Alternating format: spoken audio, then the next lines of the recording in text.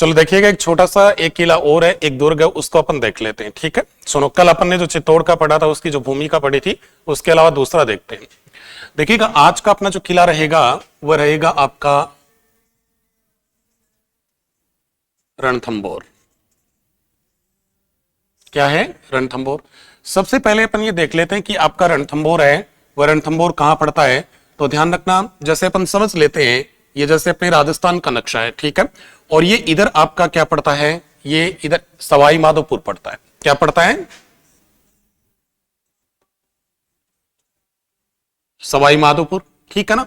इस सवाई माधोपुर के अंदर आपका क्या पड़ता है? रणथंभौर। तो ध्यान रखना, इसकी अगर लोकेशन की बात करते हैं तो ये आपका कहां पर है, जो सवाई माधोपुर है वो सवाई माधोपुर के अंदर बताया जाता है।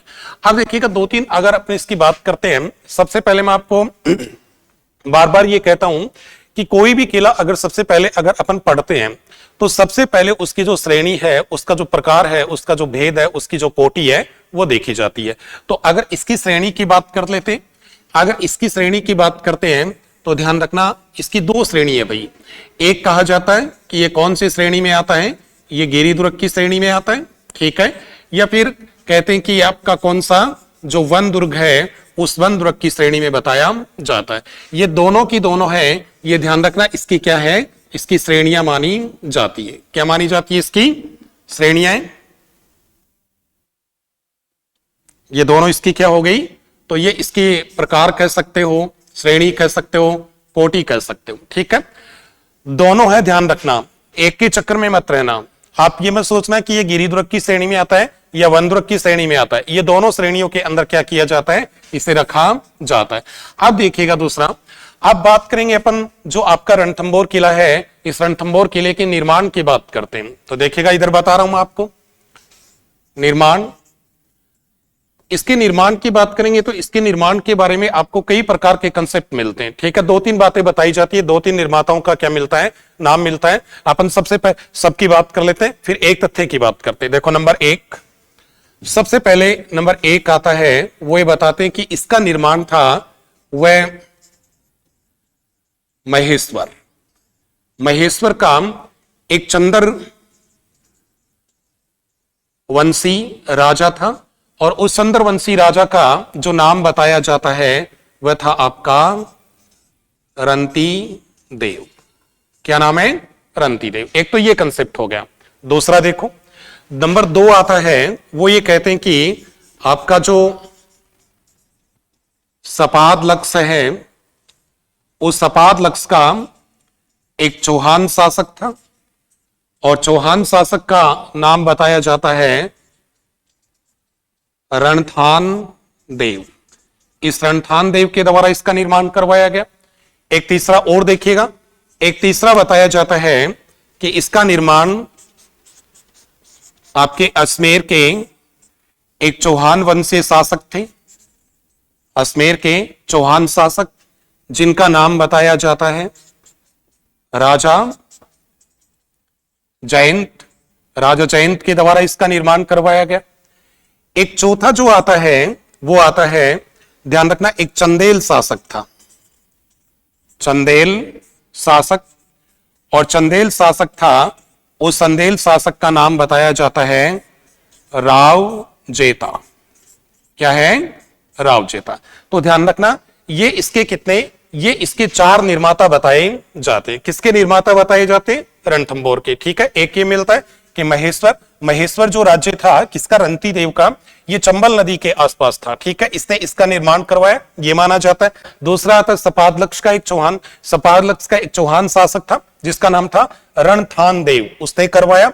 एक आपका अजमेर का चौहान वंश का राजा था जिसका नाम क्या था, राजा जयंत, इसने करवाया। और एक कौन है, चंदेल राजा जयता, इसने करवाया। अब देखिएगा, अगर बात करें कि इन चारों में से जो सर्वमान्य मत माना जाता है वह किसको मानते हैं, एक नंबर, दो नंबर या चार नंबर को, तो ध्यान रखिएगा, तीन नंबर का जो कंसेप्ट है इसके बारे में कहा जाता है, ये आपका क्या है, सर्वाधिक या सबसे अधिक, और क्या माना जाता है, सर्वमान्य मत बताया जाता है, या सबसे अधिक लोगों के द्वारा यह माना जाता है कि इसका निर्माण किसने करवाया था, राजा जयंत थे। राजा जयंत के द्वारा इसका क्या करवाया गया था, निर्माण करवाया गया था। तो ये इसका निर्माण हो गया और ये इसकी क्या होगी, ध्यान रखना, इसकी कैटेगरी होगी। इसके बाद में अगर अपन और बात करें तो ध्यान रखना, नेक्स्ट देखिएगा, एक छोटा सा एक कंसेप्ट और आता है और वो ये बताते हैं कि जैसे मान लेते हैं ये आपका रणथंबोर है, क्या है, रणथंबोर, और इसके रणथंबोर के अन्य नाम, यानी रणथंबोर किले के और दूसरे कौन कौन से नाम है। तो एक तो देखिएगा, एक रणथंबोर का जो नाम मिलता है वह मिलता आपका रणतयपुर, एक जो मिलता है वह मिलता आपका रणस्तंभपुर, ये इसका दूसरा नाम है। एक ध्यान रखना, कहीं कहीं पर इसका एक तीसरा नाम और मिलता है और वो इसका बताया जाता आपका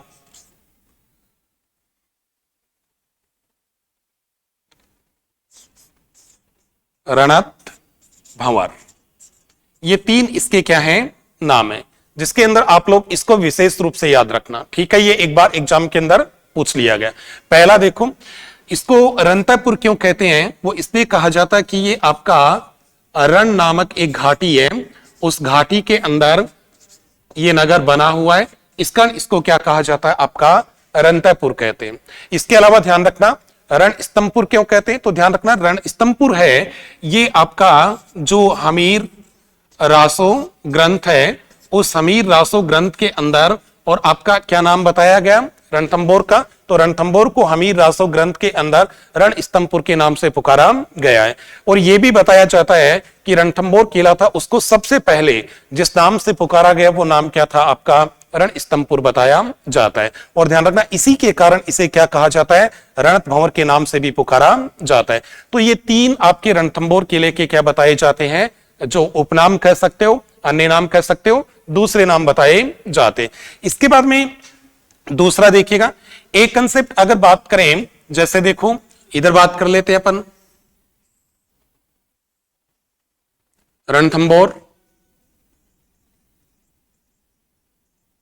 रणथंबोर की दूसरी बातें देखो क्या क्या है, तो ध्यान रखिएगा। एक तो यह बताया जाता है, जैसे देखिएगा, एक इसकी विशेषता मिलती है और वो ये बताया जाता है कि आपका रणथंबोर किला है, ये देखने के अंदर ऐसा कहते हैं कि आपका अंडाकार आकृति, अंडाकार आकृति, या फिर कहा जाता है कि आपका जो टैंक होता है उस टैंक जैसा दिखाई देता है। तो ध्यान रखना है, ये आकार के अंदर कैसा दिखाई देता है, अंडाकार आकृति जैसा दिखाई देता है। अगर कभी आप लोग रणथंबोर किले की फोटो देखोगे तो ध्यान रखना, आपको इस प्रकार से दिखाई देगा,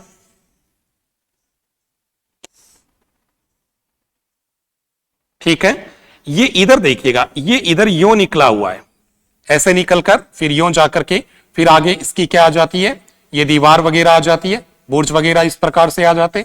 ये जो है ना, ये इसका ध्यान रखना, ये जो इसकी शेप है ऊपर वाली, ये जो शेप है, ये शेप देखिएगा कैसी मिलती है, किसके समान दिखाई देती है, अंडे के समान दिखाई देती है ऊपर से ये वाली, ठीक है। इसके अलावा ध्यान रखिएगा, ये अगर इस भाग को छुपा दिया जाए तो ध्यान रखिएगा किसके समान दिखाई देता है, आर्मी के अंदर जो टैंक होता है, आर्मी के अंदर जो टैंक होता है, उस टैंक का जो ऊपर वाला भाग होता है, वह ऊपर वाला भाग कैसा होता है, इस प्रकार का दिखाई देता है। इसका ध्यान रखना, इसको क्या कहा जाता है कि देखने के अंदर ये अंडाकार आकृति वह कैसा दिखाई देता है, टैंक जैसा दिखाई देता है। इसके बाद में अगर और बात करें, अगर दूसरे कंसेप्ट की बात करते हैं तो देखिएगा, इसके अलावा दूसरा देखो, एक ये कहा जाता है कि आपका रणथंबोर किला है वह आपके हमीर की आन बान, या फिर कह सकते हैं कि शान का और क्या माना जाता है, प्रतीक माना जाता है। यहाँ के राजा थे जिनका नाम था हमीर देव चौहान, उन्होंने कहते हैं कि इस किले के लिए अपने अपने प्राणों की क्या कर दी थी, बाजी लगा दी थी, या इस किले की रक्षार्थ किसको प्राप्त हो गए थे, वीर गति को प्राप्त हो गए थे। इसका ध्यान रखना, इनको हमीर की आन बान का क्या माना जाता है, प्रतीक माना जाता है। इसके अलावा एक कंसेप्ट और देखो, दूसरा जो तथ्य बताया जाता है वो ये कहते हैं कि आपका जो मुगल काल था, मुगल काल, उस मुगल काल के अंदर ये जो किला है इस किले का जो प्रयोग किया जाता था वह प्रयोग, ध्यान रखिएगा, शाही कारागार, शाही कारागार, शाही कारागार के रूप में इसका क्या किया जाता था, प्रयोग किया जाता था। इसके अलावा दूसरा देखो, इसका कहने का मतलब कि मुगलों के द्वारा इसे एक जेल के रूप में क्या किया गया था, अपनाया गया था। किस रूप में, जेल के रूप में, कारागार के रूप में अपनाया गया। उसके बाद देखो एक ये भी बताते हैं इस किले से, जैसे मान लेते हैं कि ये आपका रणथंबोर किला है, ठीक है, ये कौन सा है, ये जैसे रणथंबोर किला हो गया। इस रणथंबोर किले से कुछ दूरी के ऊपर, ध्यान रखना, एक दूसरा किला बना हुआ है इससे कुछ दूरी के ऊपर, ठीक है, और वह किला है जैसे ये यहां पर है, तो इसकी कुछ दूरी जैसे यहां मान लेते हैं, ठीक है, एक दूसरा किला बना जिस किले को क्या कहते हैं, आपका झाइन दुर्ग कहते हैं। क्या कहते हैं, झाइन दुर्ग। और ये झाइन दुर्ग है, इस झाइन दुर्ग को आपका रणथंबोर किला है, इस रणथंबोर किले की और क्या कहा जाता है, कुंजी कहते हैं। क्या कहते हैं, कुंजी। कुंजी का मतलब होता है चाबी। क्या होता है, चाबी। इसका मतलब ये हुआ कि अगर ये यहां पर क्या बना हुआ आपका, ये मैं आपको झाइन मान लेते हैं, ये क्या है, झाइन हो गया। अब ध्यान रखना, इसका मतलब ये हुआ कि अगर आपको रणथंबोर के ऊपर अधिकार करना है तो आपको सबसे पहले किसके ऊपर अधिकार करना पड़ेगा, झाइन के ऊपर अधिकार करना पड़ेगा। अगर आप लोग झाइन के ऊपर अधिकार कर लेते हो तो रणथंबोर किले को फतेह करना, जीतना आपके लिए क्या हो जाएगा, आसान हो जाएगा, इजी हो जाएगा। इसी कारण ध्यान रखिएगा, झाइन दुर्ग को रणथंबोर की क्या कहते हैं, कुंजी कहते हैं। इसके अलावा एक कंसेप्ट और मिलता है, और वो क्या मिलता है, ध्यान रखना, ये जो आपका झाइन किला ना, झाइन दुर्ग, इस झाइन दुर्ग के ऊपर एक बार आपके अलाउद्दीन खिलजी थे, अलाउद्दीन खिलजी। अलाउद्दीन खिलजी का एक सेनापति था और सेनापति का नाम बताया जाता है उलुगे खां। इस उलुग खां के द्वारा झाइन के ऊपर आक्रमण किया गया और झाइन था, इस झाइन का नाम बदलकर, किसका नाम बदलकर, ध्यान रखिएगा, झाइन किला है, इस झाइन किले का नाम बदलकर नौशहर कर दिया गया था। क्या कर दिया गया था, नौशहर। तो ये ध्यान रखना है, ये कंफ्यूज मत होना, आपके उलुग खां के द्वारा नाम परिवर्तित किया गया था, वह झाइन का किया गया था, न कि किसका, रणथंबोर का, ठीक है ना। तो ये ध्यान रखना, किसका नाम परिवर्तित किया जा रहा है यहां पे, झाइन का, और नाम परिवर्तित करने वाला कौन है, उलुग खां। और ये उलुग खां ध्यान रखना किसका सेनापति बताया जाता है, आपके अलाउद्दीन खिलजी का सेनापति बताया जाता है। इसके अलावा ध्यान रखिएगा, इस किले का कुछ संबंध बताया जाता है, वह आपके आमेर रियासत के साथ भी बताया जाता है। ऐसे कहते हैं कि आपके आमेर है, या जयपुर मान लेते हैं, आमेर के राजा थे और आमेर के राजा का नाम बताया जाता है मानसिंह प्रथम। क्या नाम है, मानसिंह प्रथम। मानसिंह प्रथम के द्वारा रणथंबोर किला है, इस रणथंबोर किले को, और शिकारगाह है, शिकारगाह है, शिकारगाह के अंदर क्या कर दिया गया था, परिवर्तित कर दिया गया था, या क्या कर दिया गया था, बदल दिया गया। ध्यान रखिएगा, रणथंबोर किले को शिकारगाह के रूप में परिवर्तित करने वाला आमेर का जो राजा था, उस राजा का नाम क्या बताया जाता है, मानसिंह प्रथम। ठीक है, आगे देखो दूसरा। इसके अलावा एक कंसेप्ट और देखो, वो ये बताया जाता है कि आमेर के एक राजा और थे और उनका नाम था सवाई माधो सिंह प्रथम। सवाई माधो सिंह प्रथम थे, इनका एक सामंत था भाई। क्या था, सामंत। और सामंत का नाम बताया जाता है अनूप सिंह खंगारोत।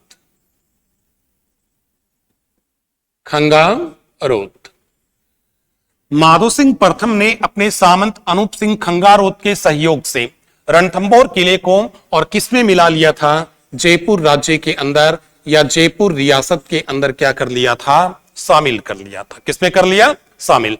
ध्यान रखना है, किसके सहयोग से, अनूप सिंह के सहयोग से, और माधो सिंह ने इसको किसमें सम्मिलित कर लिया, जयपुर रियासत के अंदर सम्मिलित कर दिया। उसके बाद देखो आगे चल करके बात बताई जाती है आपके 1763 ईस्वी की।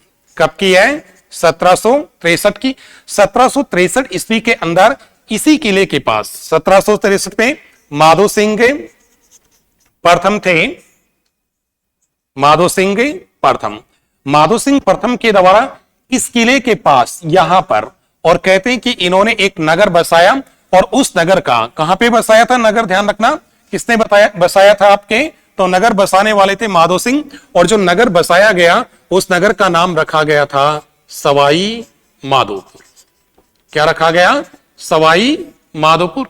उसके तो ध्यान रखना है, सवाई माधोपुर नगर की स्थापना करने वाले थे, उनका नाम क्या था, माधो सिंह प्रथम। नगर की स्थापना कब की गई थी, 1763 ईस्वी में, और कहां की गई थी, रणथंबोर किला, उस रणथंबोर किले के पास में की गई थी। उसके आगे ये तो ध्यान रखना, इस प्रकार से इसकी कुछ एक क्या बताई जाती है, बातें बताई जाती है, यानी कि मुगलों के द्वारा शाही कारागार के रूप में प्रयुक्त किया गया। झाइन दुर्ग को रणथंबोर की कुंजी कहते हैं, और झाइन का नाम परिवर्तित करने वाला कौन था, तो उलुग खां बताया जाता है। इसके अलावा ध्यान रखना, उलुग खां के द्वारा इसका जो नाम परिवर्तित किया गया, वह नाम बदल कर क्या कर दिया गया था, नौशहर कर दिया गया था। इसके अलावा अगर दूसरी बात करते हैं, नेक्स्ट कंसेप्ट की अगर बात करते हैं, तो ध्यान रखना कुछ ऐसे इतिहासकार कह सकते हैं, कुछ ऐसे राइटर कह सकते हैं, जिनके द्वारा रणथंबोर किले के बारे में और 3-4 प्रकार की बातें बताई गई है। ध्यान से देखना, अगला जो कंसेप्ट बता रहा हूं उस कंसेप्ट में से 3 ऐसी बातें हैं जो बहुत दफा एग्जाम के अंदर क्या की गई है, पूछी गई है। सुनो देखो कौन कौन सी है। जैसे मान लेते हैं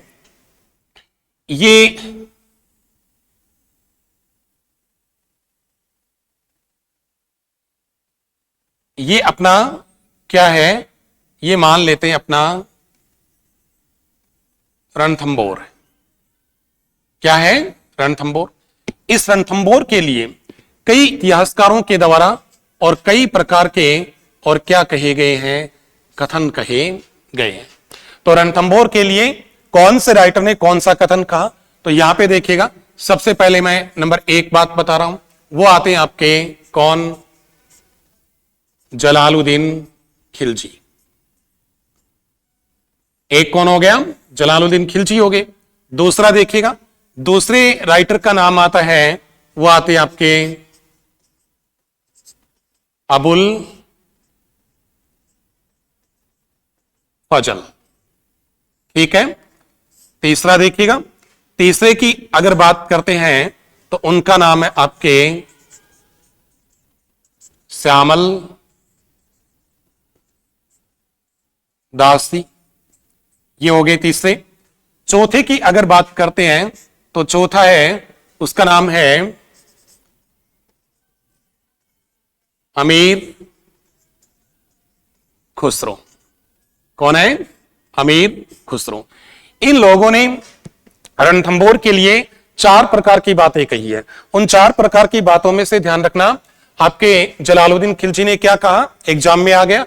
आपके अबुल फजल ने क्या कहा, एग्जाम में आ गया। इसके अलावा ध्यान रखना, आपके अमीर खुसरो का एग्जाम में आ गया। तो इसने क्या कहा, इसके द्वारा ऐसे कहते हैं कि जलालुद्दीन खिलजी ने कहा था कि ऐसे 10 कैसे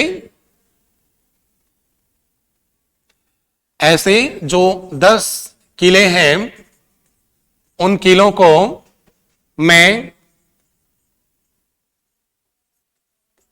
मुसलमान के एक बाल के बराबर भी नहीं समझता। क्या कहा, ऐसे 10 किलों को मैं मुसलमान के एक बाल के बराबर भी नहीं समझता। यह बात कहने वाला कौन था, जलालुद्दीन खिलजी। और ध्यान रखिएगा, जलालुद्दीन खिलजी के द्वारा यह बात जिस व्यक्ति को कही गई थी वह जलालुद्दीन खिलजी था। इस जलालुद्दीन खिलजी का एक सलाहकार था। क्या था, सलाहकार। और उस सलाहकार का जो नाम बताया जाता है वह था आपका अहमद चप। क्या है, अहमद चप। इस अहमद चप से यह बात कही गई थी, और कहने वाले कौन थे, जलालुद्दीन खिलजी थे। अब अहमद चप से यह बात क्यों कही गई, यह बात समझ लो आप। जैसे मान लेते हैं कि आपका ये रणथंबोर किला है, ठीक है। ये इसकी शेप इस प्रकार से बनी हुई है।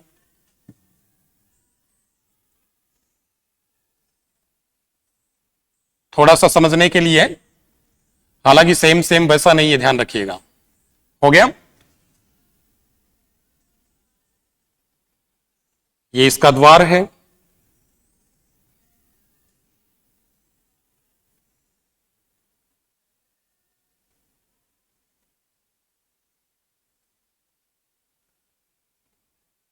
हो गया, ठीक है, इसको समझ लेते। जैसे मान लिया ये क्या हो गया आपका रणथंबोर किला। अब इस रणथंबोर किले के ऊपर और बात बताई जाती है, ये रणथंबोर किला था, इस रणथंबोर किले के ऊपर आपके 1290 और 91, 1290 91 ईस्वी के अंदर जलालुद्दीन खिलजी था। उस जलालुद्दीन खिलजी ने इसके चारों तरफ क्या डाल लिया? घेरा डाल लिया। ये क्या डाल लिया इधर? घेरा। घेरे का मतलब होता है दोस्तों, चारों तरफ किसको पटक दिया? सेना को पटक दिया और इसे पैक कर लिया। क्या कर लिया? पैक कर लिया। अब क्या हुआ, ये जो घेरा डाल रखा था, सैनिक यहां पे जो चारों तरफ बिखेर रखे थे, ये सैनिक ऐसे कहते हैं कि जलालुद्दीन खिलजी के सैनिक घेरा डाले डाले डाले डाले डाले डाले बहुत ज्यादा क्या हो गए? परेशान हो गए। इसका हम कहते हैं कि जलालुद्दीन खिलजी थे, उसकी सेना में से कुछ सिपाही थे वह अपने आप भागने लगे, ठीक है। या फिर कहते हैं कि जब जलालुद्दीन खिलजी था वह इसके ऊपर घेरा डाले डाले डाले परेशान हो गया, क्योंकि काफी दिन हो गए, ठीक है ना। उस दौरान बताते हैं कि जलालुद्दीन खिलजी यहां से अपना घेरा क्या करने लगे? उठाने लगा, ठीक है ना। घेरा उठाने का मतलब सेना को हटाने लगा। तब बताते हैं कि उसकी सेना के अंदर उसका एक सलाहकार था और सलाहकार का नाम क्या बताया जाता है? अहमद चप। अहमद चप के द्वारा जलालुद्दीन खिलजी से कहा गया, एक सलाह दी गई कि सुल्तान घेरा मत उठाओ, क्योंकि अपन ने रणथंबोर किले के ऊपर बहुत लंबे समय से घेराबंदी कर रखी है। अब निश्चित रूप से रणथंबोर किले के अंदर रसद सामग्री का अभाव हो चुका है, ठीक है, खाने पीने की चीजों का अभाव हो चुका है। और अब है ना, अब रणथंबोर के जो चौहान है वह बाहर निकलेंगे और अपन उनको आराम से क्या कर लेंगे? फतेह कर लेंगे। लेकिन जलालुद्दीन खिलजी तो पहले से ही क्या हो चुका था? परेशान हो चुका था, ठीक है। इसका हम कहते हैं कि परेशान जलालुद्दीन खिलजी ने और अहमद सबसे कहा था कि ऐसे 10 किलों को मैं मुसलमान के एक बाल के बराबर नहीं समझता, ठीक है। एग्जाम में आया हुआ है, याद रखिएगा। दूसरा देखो, अबुल फजल। अबुल फजल के द्वारा कहा गया कि बाकी अन्य जितने भी किले हैं, दुर्ग हैं, वह सारे के सारे क्या हैं? नंगे हैं, ठीक है, वस्त्र विहीन है। लेकिन रणथंबोर किला है, ये क्या है आपका? बख्तरबंद किला है। क्या है? बख्तरबंद किला। इसका मतलब क्या हुआ? इसका मतलब यह हुआ कि आपका रणथंबोर किला है, इस रणथंबोर किले के चारों तरफ ऐसे बताते हैं कि क्या बनी हुई है? 7 पहाड़ियां बनी हुई है। क्या बनी हुई है? 7 पहाड़ियां बनी हुई है। इसका ये जो पहाड़ियां ना, इसके चारों तरफ ये जो फैली है, ठीक है ना, ये पहाड़ियां ऐसे कहते हैं कि इसके लिए और किसका काम करती है? बख्तर का काम करती है। इसके लिए रक्षा कवच का काम करती है, इसके लिए एक वस्त्र का काम करती है, रक्षा कवच का काम करती है। इसका ध्यान रखना। अबुल फजल के द्वारा इस किले के बारे में कहा गया कि अन्य जितने भी किले हैं वह सारे के सारे क्या है? नंगे हैं, लेकिन रणथंबोर किला है वह आपका क्या है? बख्तरबंद किला है। अब बात करते श्यामल दासी की, कि श्यामल दासी के द्वारा इस किले के बारे में क्या कहा गया। तो ध्यान रखिएगा, श्यामल दासी के द्वारा जो कहा गया था वो ये कहा गया कि ये एकमात्र ऐसा किला है, एकमात्र ऐसा किला है जिसे दुश्मन नहीं देख सकता। क्या है? एकमात्र ऐसा किला जिसे दुश्मन क्या नहीं कर सकता? देख नहीं सकता। लेकिन दुश्मन है, उस दुश्मन को क्या किया जा सकता है? देखा जा सकता है, ठीक है ना। इसका मतलब क्या है कि 7 पहाड़ियों से घिरा हुआ है इसका ये शत्रु को दिखाई नहीं देता, दुश्मन को दिखाई नहीं देता, लेकिन किले में रहने वाले जो लोग हैं वह इसके ऊपर आक्रमण करने वाले आक्रमणकारी को, शत्रु को, दुश्मन को आराम से क्या कर सकते हैं, देख सकते हैं। यह कथन किसका बताया जाता है, आपके श्यामल दास जी का, वीर विनोद में लिखा हुआ है। उसके बाद देखो आगे, इधर बात करते हैं अपन अमीर खुसरो की। अमीर खुसरो ने क्या कहा, अमीर खुसरो ने कहा था कि आज कोफरे का गढ़, कोफर का गढ़ इस्लाम का घर हो गया। यह किसने कहा, यह अमीर खुसरो के द्वारा कहा गया। यह अमीर खुसरो ने कब कहा था, ध्यान रखना, आपके 11 जुलाई 1301 ईस्वी को। कब, 11 जुलाई 1301 ईस्वी को। और ऐसा कहते हैं 1301 ईस्वी के अंदर आपके अलाउद्दीन खिलजी थे, अलाउद्दीन खिलजी के द्वारा इस किले के ऊपर क्या कर लिया गया था, अधिकार कर लिया गया था। तब बताते हैं कि आपके अमीर खुसरो के द्वारा यह कहा गया था कि आज कोफर का गढ़ और किसका, इस्लाम का क्या हो गया, घर हो गया। तो यह ध्यान रखना, आपके रणथंभौर किले के बारे में कितने कोटेशन है, 4 कोटेशन है, जिसमें से आप लोग देखिएगा जलालुद्दीन खिलजी का जो कोटेशन है, यह कोटेशन एग्जाम के अंदर पूछ लिया गया है, इसका आप लोग विशेष रूप से ध्यान रखना है, ठीक है। यह एग्जाम के अंदर आ चुका है, ध्यान रखिएगा। अबुल फजल का है, यह एग्जाम के अंदर आ चुका है। उसके बाद में ध्यान रखना अमीर खुसरो है, अमीर खुसरो का एग्जाम में क्या कर लिया गया, पूछ लिया गया। तो ये 4 बातें थी, ठीक है। आगे देखो दूसरा, नेक्स्ट देखिएगा। नेक्स्ट और अगर बात करते हैं तो ध्यान रखना, अब बात करेंगे अपन जो आपका रणथंभौर किला, इस रणथंभौर किले के जो दर्शनीय स्थल है, क्या है, दर्शनीय स्थल, इसकी जो स्थापत्य कला है, इसके अंदर देखने लायक क्या क्या चीजें बनी हुई है, उनकी बात करते हैं। तो मान लेते हैं ये अपना क्या है,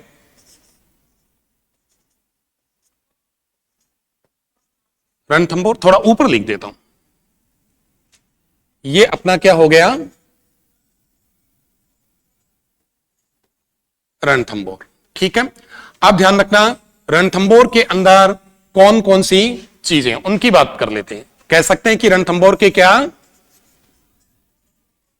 दर्शनीय स्थल या स्थापत्य कला।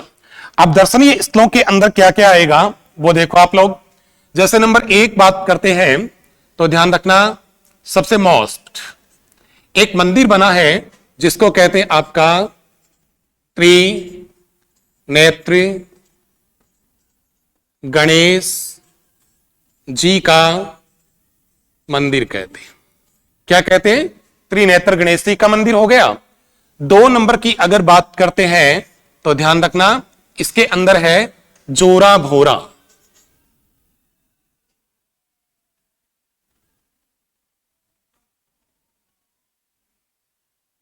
दो नंबर की बात करेंगे तो इधर आपका क्या आएगा,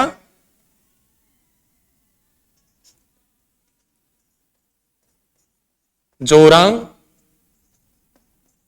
भोरा हो गया, ठीक है। 3 नंबर की अगर बात करते हैं तो ध्यान रखना, एक दरगाह बनी है, पीर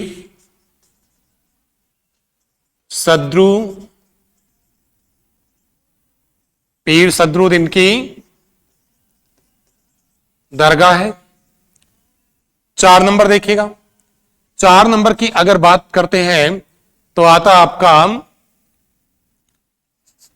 32 खंभों की छतरी। इसी छतरी को एक नाम से और पुकारते हैं, जैतर सिंह की छतरी भी कहते हैं, जैतर सिंह की छतरी। उसके बाद देखिएगा, इसके अंदर एक महल बना है जिसको कहते हैं आपका हमीर महल कहते हैं। एक महल और बना है, ध्यान रखना, जिसको कहते हैं रानी महल कहते हैं। इसके अलावा ध्यान रखना, एक महल और बना है जिसको कहते हैं आपका पुष्पक महल कहते हैं। एक बना उसको कहते हैं आपका जोगी महल कहते हैं। एक ध्यान रखना, इसके अंदर आपका बादल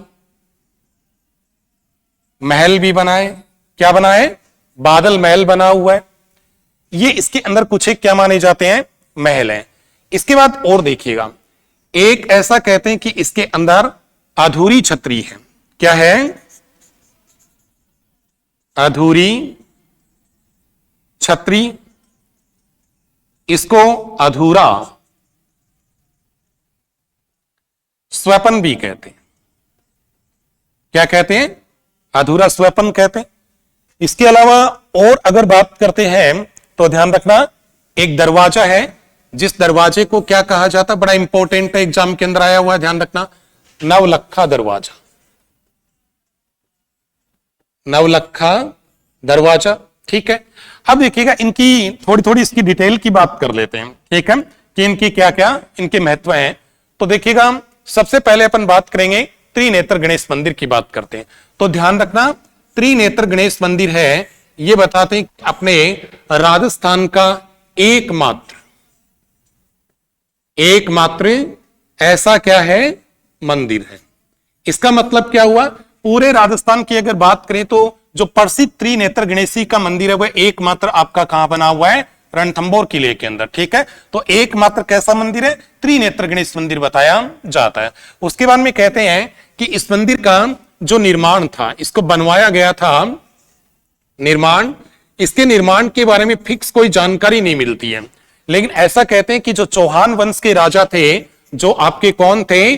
चौहान शासक थे, उन चौहान शासकों के द्वारा और इसका क्या करवाया गया था? निर्माण करवाया गया था।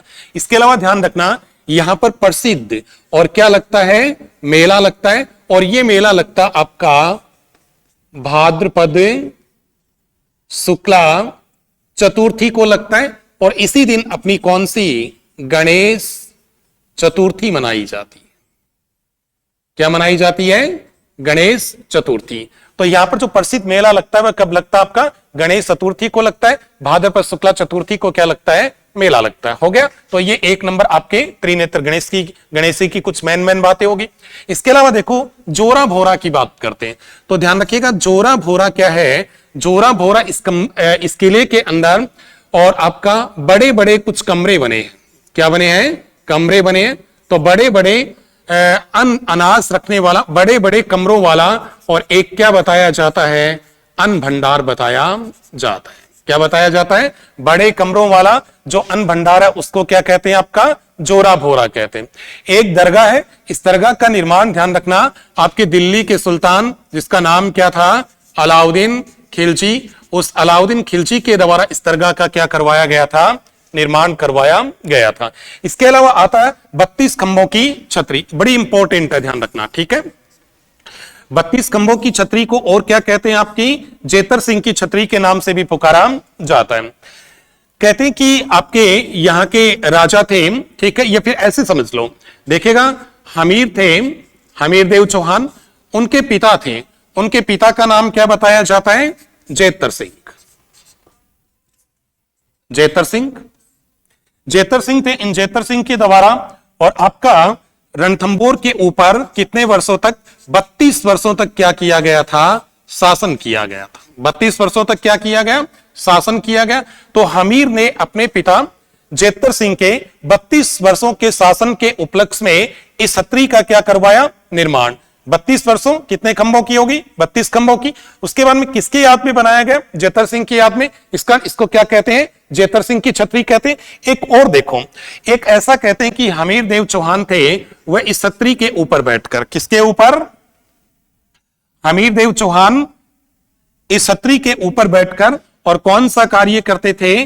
न्याय का कार्य करते थे। इसका ध्यान रखना, इसे न्याय की क्या कहा जाता है? छतरी भी कहा जाता है, या फिर इसे आपके हमीर हैं, उन हमीर की क्या कहा जाता है? कचहरी के नाम से भी पुकारा जाता है। ठीक है ना, तो देखिएगा 32 खंभों की छतरी, 32 वर्षों तक शासन किया। ठीक है, किसने किया? जेतर सिंह ने किया। इसकी याद में उनके बेटे हमीर के द्वारा इस छतरी का निर्माण करवाया गया। हमीर इस छतरी के ऊपर क्या करते थे? न्याय करते थे। इसका क्या कहते हैं? न्याय की छतरी। या क्या लगाते थे? कचहरी। इसका क्या कहते हैं? हमीर की कचहरी कहते हैं। देखिएगा उसके बाद में आता है अधूरी छतरी। ठीक है, अधूरी छतरी, इसका निर्माण था, वह मेवाड़ के महाराणा सांगा थे। महाराणा सांगा थे, उनकी रानी थी और रानी का नाम बताया जाता है कर्मावती। क्या नाम है? कर्मावती। इस कर्मावती के द्वारा इसका निर्माण करवाया गया और कर्मावती बताते हैं कि इसका निर्माण था वह कंप्लीट नहीं करवा पाई। क्या करवा पाती है इसका निर्माण? इसका निर्माण अधूरा रह जाता है। कर्मावती का सपना क्या रह जाता है? अधूरा रह जाता है। इसको क्या कहते हैं? अधूरा सपन कहते हैं। छतरी कंप्लीट नहीं बन पाई, इसको क्या कहते हैं? आपकी अधूरी छतरी के नाम से पुकारा जाता है। और देखिएगा नेक्स्ट अगर बात करें तो हमीर का महल, राजा हमीर का महल है, रानी का महल बना हुआ है। पुष्पक महल, इसकी एक थोड़ी सी इसकी बात एक याद रखना। ठीक है, पुष्पक महल है, इसका निर्माण किसने करवाया था? हमीर के द्वारा करवाया गया था। और हमीर ने इसका जो निर्माण था वह कौन से उपलक्ष्य में करवाया? तो हमीर देव चौहान के द्वारा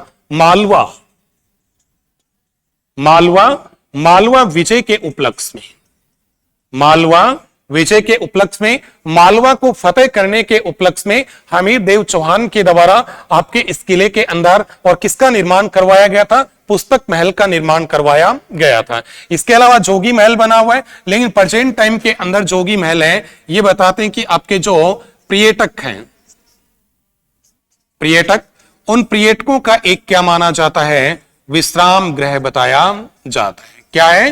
पर्यटकों का विश्राम गृह। बादल महल बना हुआ है। इसके अलावा नवलखा क्या बना हुआ है? दरवाजा बना हुआ है। क्या बना हुआ है? नवलखा दरवाजा। ध्यान रखना नवलखा दरवाजा है, ये एक बार एग्जाम के अंदर पूछ लिया गया, तो इसका थोड़ा ध्यान रखिएगा आप लोग। इसके अलावा ध्यान रखना एक महल और है जिसको कौन सा महल कहते हैं? आपका सुपारी महल कहते हैं।